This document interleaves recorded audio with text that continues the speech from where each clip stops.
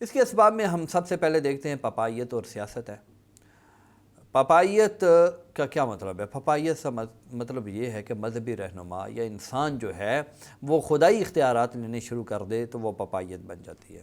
آپ ملائیت کو پپائیت نہیں کہہ سکتے۔ مولوی یا اسلام کے ہاں جو کنسیپٹ ہے ریلیجن کا، مذہبی جو رہنما ہے، اس کا جو تصور ہے وہ اس طریقے سے نہیں ہے جس طریقے سے عیسائیوں کے اندر تھا۔ اسلام کے ہاں کیا ہے؟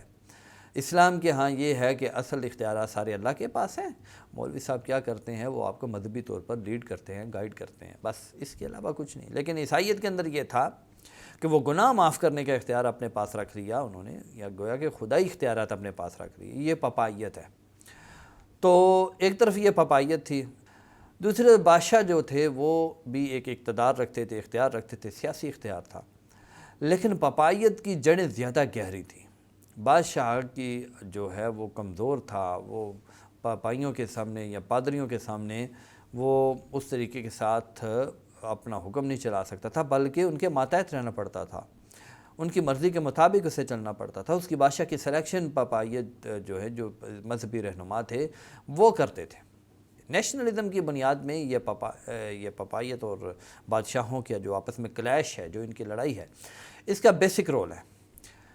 دوسری چیز اگر ہم دیکھیں اس میں نیشنلزم کی جو بنیادیں ہیں، اس میں دوسری چیز ہمیں تحریک اصلاح مذہب نظر آتی ہے، جو مارٹن لوتھر نے اٹھائی تھی، تحریک اصلاح مذہب۔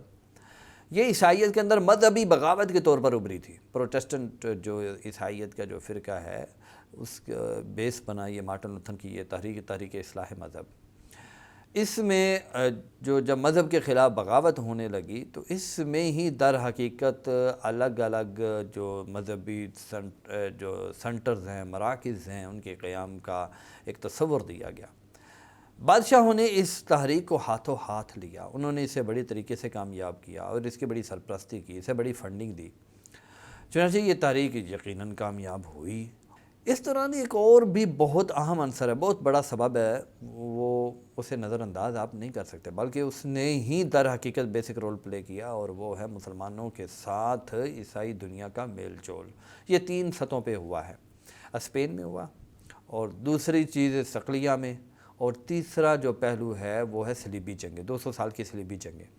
عیسائی جب آ کے مسلمانوں سے ملے، ملاقات کی، تو وہ ان سے امپریس ہوئے۔ یہاں انہوں نے بالکل دنیا ہی دوسری دیکھی، یہاں دیکھا کوئی مذہبی رہنما نہیں ہے جو خدائی اختیارات رکھتا ہو، یہاں تو ہے کہ وَإِذَا سَأَلَكَ عِبَادِي إِنِّي فَإِنِّي قَرِيبٌ، یہاں تو رب سے براہ راست کانٹیکٹ ہوتا ہے، یہاں درمیان میں کوئی ایسا انسان وسیلہ نہیں بنتا، بلکہ ہر ایک انسان براہ راست خدا سے رابطہ کر سکتا ہے، خدا سے براہ راست معافیاں مانگ سکتا ہے۔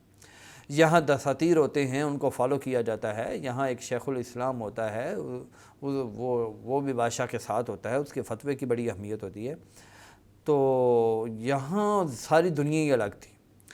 تو یہ جو مسلمانوں کے ساتھ عیسائیوں کا میل جول ہوا، وہاں سے بھی انہیں اس چیز کا شعور آیا کہ جو ہے الگ سے ایک دنیا بنائی جائے، مذہب کا جو اس قدر ہمارے اندر ایک نامعقول مذہب کی مداخلت ہو چکی ہے، اس سے جان چھڑائی جائے۔ ایک اور عنصر چوتھا جسے ہم نظر انداز نہیں کر سکتے، وہ ہے یہودیت۔ یہ کسی طور پر بھی نظر انداز نہیں کیا جا سکتا، کیونکہ یہودیت نے تحریک اصلاح مذہب کی سرپرستی کی، بھرپور طریقے سے کی۔ وہ چاہتے تھے تحریک اصلاح مذہب قائم ہو، کیونکہ یہودیوں کے ساتھ یورپ میں امتیازی سلوک روا رکھا جاتا تھا، برا سلوک کیا جاتا تھا، ان کو مختلف قسم کی سزائیں سنائی جاتی تھی، دی جاتی تھی، تو وہ تو چاہتے تھے کہ یورپ ٹوٹے اور نیشنلزم کا یہ ہوا توت کھڑا ہو۔